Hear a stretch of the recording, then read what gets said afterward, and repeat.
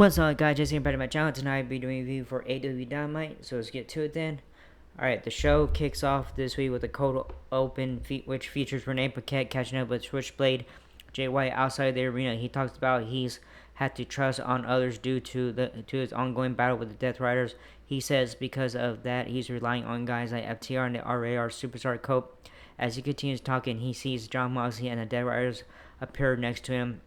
Behind them are Cope, Dax Harwood, and Cash Wheeler. White says a quick line about being just in time, and all the guys collide and begin brawling before splintering off into pairs of twos and fighting into the building. Alright, inside the arena, they fight down to the ring, and eventually inside the square circle, Mox and his crew gain his upper hand. His crew gain the upper hand, but it doesn't stay that way. Cope, Wyatt, and FTR start to take over. Cope hits his finisher, and this leaves Mox and the Dead Riders running off.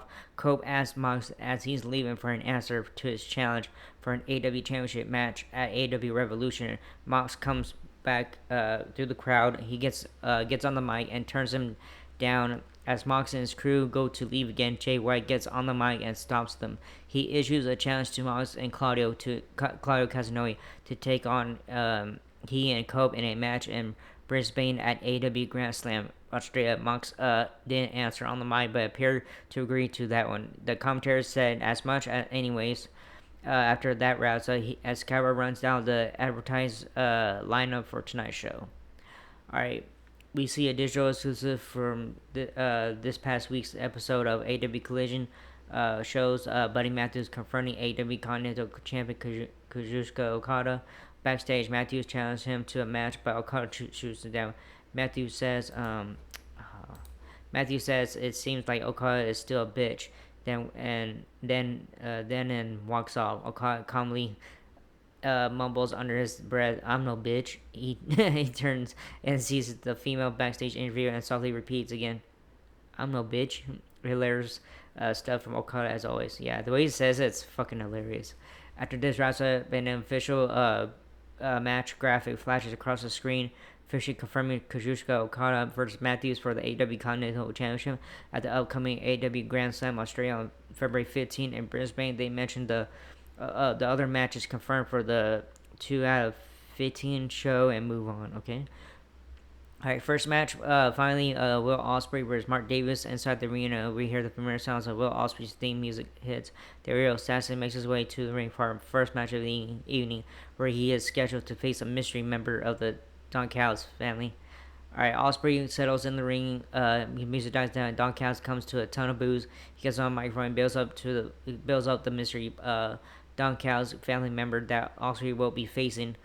Tonight, he says they traveled the roads together and even lived together.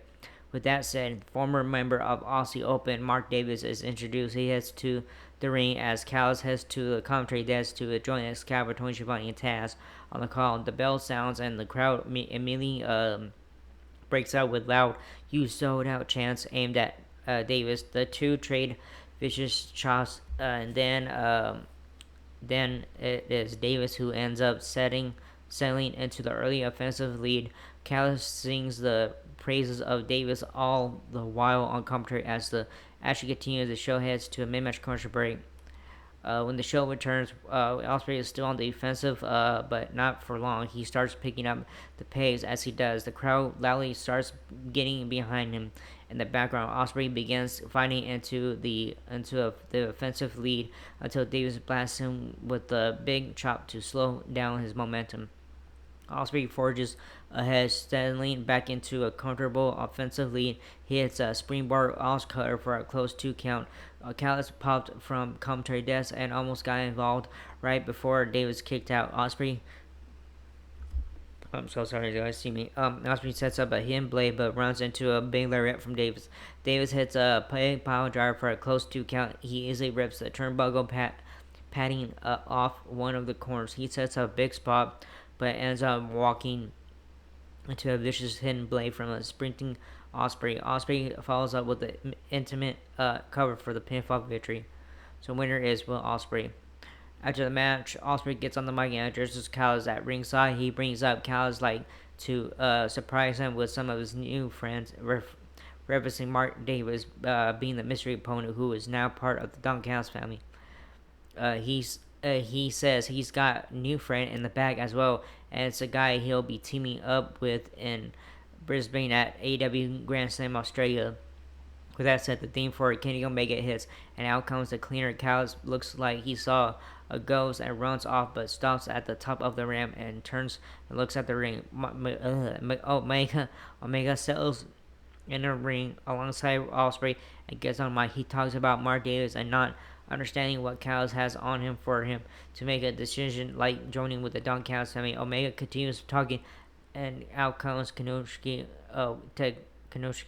Takeshita, and Kyle Fletcher. Kyle stops Takeshita and Fletcher as Omega calmly tells them they can come to the ring and get beat up by he and Osprey again. If not, he suggests they get ready for AEW Grand Slam, where they will do battle inside the ring. He says he's back in the ring for AEW next week, and it's a match to prove that the future of this company is he and Osprey.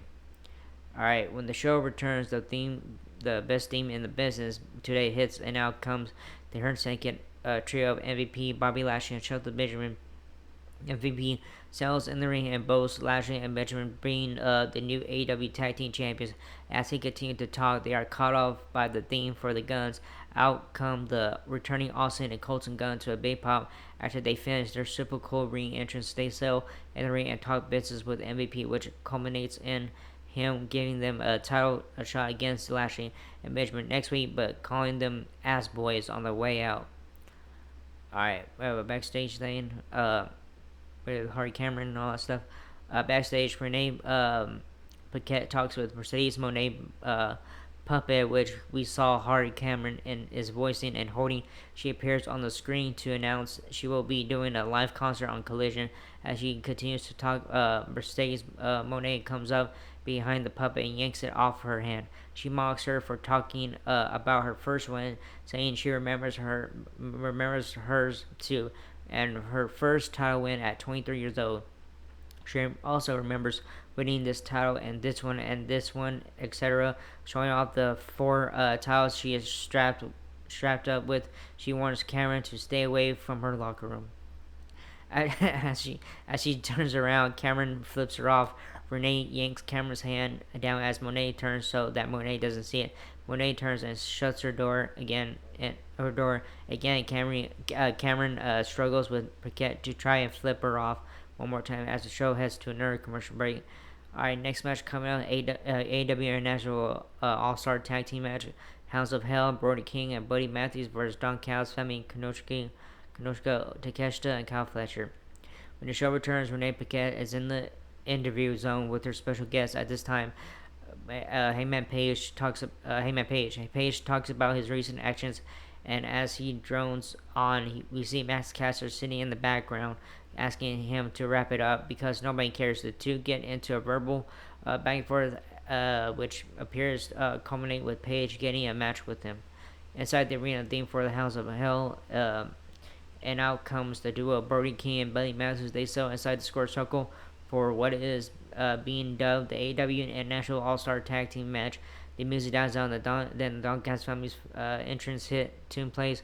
Callis leads his man reigning AEW International Champion Kanoshiki Takeshita and Kyle Fletcher as they settle in the ring. Callis rejoins the King on commentary, guest commentary to be on the call for this tag team tilt. Excuse me. The bell sounds, official offering with this one. Matthews and Fletcher kick things off for respective teams after some early back for competitive action. The Hill do up Takeshita and Fletcher settle into a commanding offensively. On that note, the show heads to a mid-match commercial break. When we see Takeshita being down King, who is desperately looking for the tag to Matthews.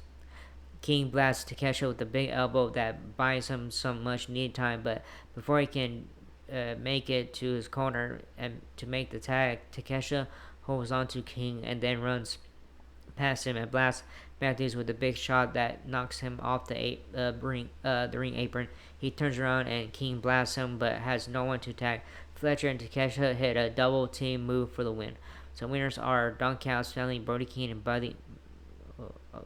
Okay, this person messed up. So Don Callis family won. Alright, so anyways, Samoa Joe and Hook backstage. All right, backstage we see Samoa Joe and Hook with the camera crew. They talk about being enraged at the patriarchy and Christian Cage. Hook reminds Joe not to use rage because emotions affects him your affects your decisions. Joe laughs and tells Hook not to use his own stuff against him. They walk on to the patriarchy locker room, and are met at the door by Nick Wayne. I can't say anything.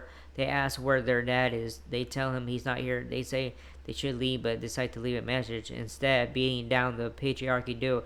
As they do, we see Cage and Nick's mom peek around the door and continue hiding. Alright, we have a segment coming from MGF. Inside the Gateway Arena, we hear the familiar sounds of MGF. Come on. We hear familiar sounds of MGF, and out comes Maxwell. Jacob Freeman himself. He gets in the ring and gets on the mic, where he quickly begins adding further verbal insults to injury aimed at Jeff Jarrett. He tells him AW stands for All Elite Wrestling, not All Elderly Wrestling. MJF laughs and says he's not back on track to get his double B back. He says because no one is on the level of the devil, but gets caught off by Max Caster, who randomly wanders in the ring. MJF yells at Caster off mic to get out of his ring. As he does, Heyman Page's theme hits. Heyman Page power walks down to the ring, gets inside, and immediately gets in MJF's face. He stares him down for a second and then exits the ring. Hops the barricade and goes after Caster at their unpleasant interaction backstage earlier in the evening.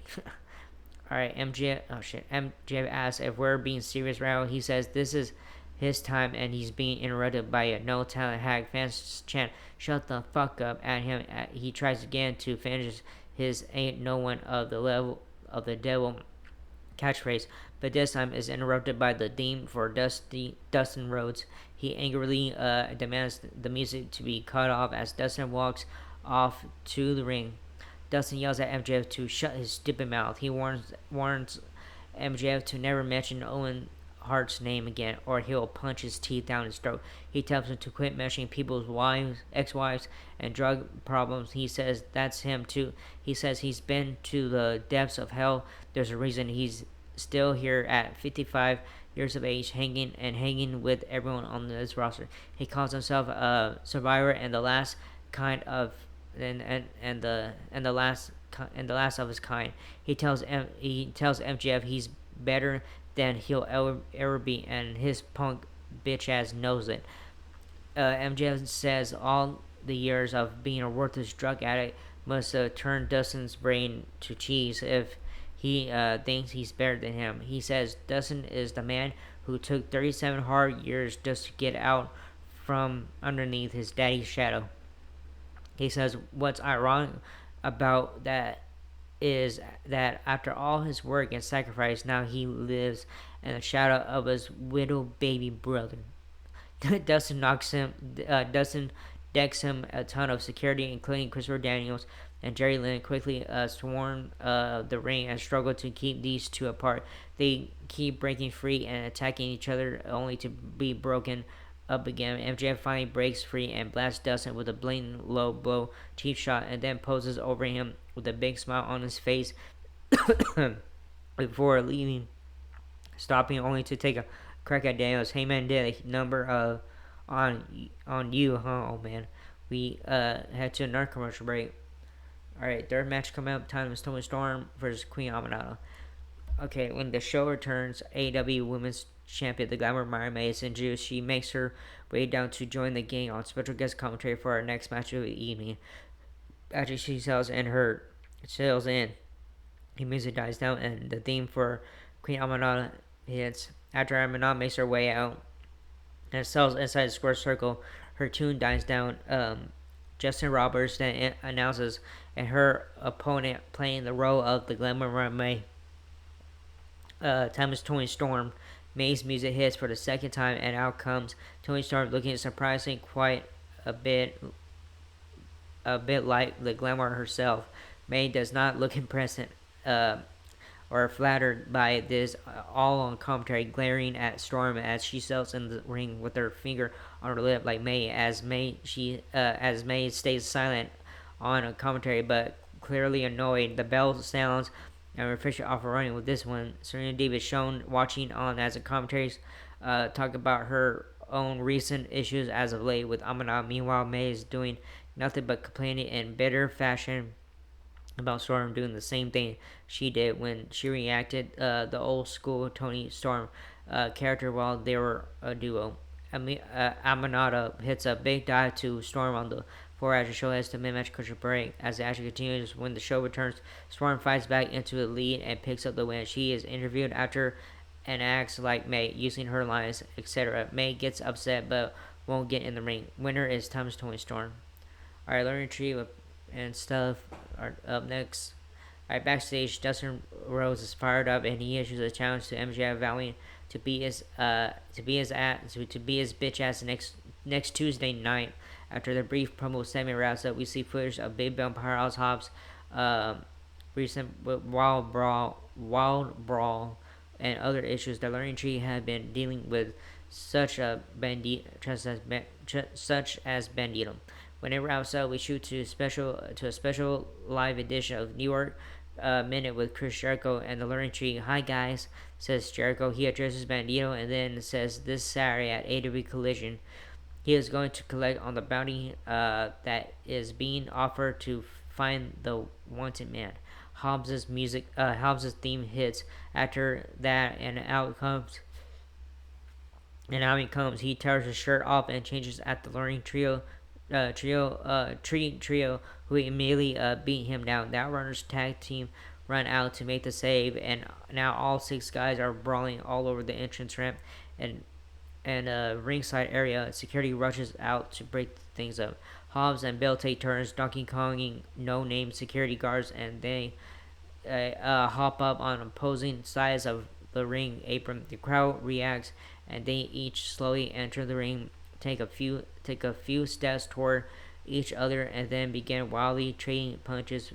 They fall out through the ropes, where Hobbs tackles Bill over the commentary desk, and the fight continues. The cameraman is knocked down during the fight, and the last camera shot we see is a sideways shot on the ground. Blair Witch Project, as we head to interrupt commercial break. When the show returns, we see the Three Tree Trio being forced out of the building by security, while security also struggles to keep Hobbs and the Outrunners from going out after them to continue the insanity. Alright, main event coming up finally. Swerve Strickland versus Ricochet. Alright, main event time. After the wild scene with the Learning Tree, Powerhouse Hobbs, and the Outrunners wraps up, we return back inside the Gateway Arena where we hear the familiar sounds of Swerve Strickland's theme music hits. Out comes Priscilla doing his always entertaining to bring out the former AEW World Champion. As Swerve emerges ready for battle again against his better enemy before he even takes one step the entrance ramp, he is blasted from behind by a hard shot from a steel chair that was swung by his opponent Ricochet. Ricochet continues to beat Swerve down the ramp and to the ringside area before rolling him into the ring. Upon entering the ring, Ricochet points to the crowd, leans down to verbally taunt Swerve. "This is my house," he yells. Swerve demands the bell is rung. The referee signals for the bell. Ricochet immediately blasts Swerve and connects with his vertical finisher for a super close 2 count straight out of the gate. Ricochet hits the ropes, and as Swerve leaps up high for presumably a leapfrog attempt, Ricochet leaps at the same time and met him at the peak of both of their jumps, and with mid-air dropkick. The crowd exploded for that spot. They fight out to the floor, where Swerve and Ricochet both stand on the barricade. Swerve powerbombs on the living hell out of Ricochet back first on the thin, tight rope style top of the barricade. Ouch. Yeah, that was a hard one. We see replays of it. Ouch again. Yeah, it sucks. Swerve pulls the padding off of the turnbuckles and begins to enjoy being down Ricochet as Excalibur talks us into our final match commercial break of the evening. When the show returns at 3 minutes past the hour, the commentators point out the obvious, which is that this match is going along tonight. The fans get on Ricochet's case with a loud anti-ball chant as he beats down Swerve and taunts him. While doing so, Swerve keeps trying to fight back in, but Ricochet keeps cutting his attempts short. Sword finally hits a German suplex with and rolls into a reverse rock bottom. He runs over Ricochet and heads to the top rope where he leaps and connects with the sword stomp. He immediately follows up with the cover, yet somehow Ricochet kicks out before the count of three. The two end up on the hard part of the ring apron outside of the ring ropes where Ricochet dumps Swerve on the top of his head with the vicious German suplex. Back inside the ring, Ricochet hits a 450 splash of the ropes for another close two count. Ricochet wastes no time and goes right back after him. Ricochet heads to the top rope and connects with a picture perfect shooting star press for another close two count.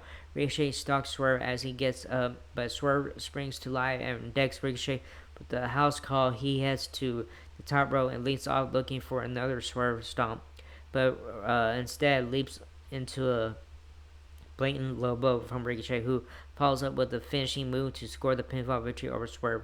The crowd boos. Prince Nana comes in and Ricochet decks him and yanks his robe off him. He puts it on himself and walks out of the ring, leaving them both leaning at the crowd loudly boos. That's how this week goes on there.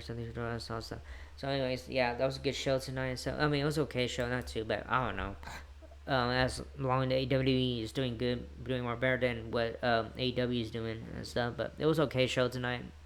A little funny, with some stuff and all that. So yeah, some good matches on there too. All that stuff. So yeah. Anyways, that was it for this video. Hope you like it and not whatever. So like, subscribe, hit that button, leave a comment. If you guys want to leave a comment and stuff, I don't care what you guys do. That was it, and I'll see you guys in next week for Friday Night SmackDown. All right, laters.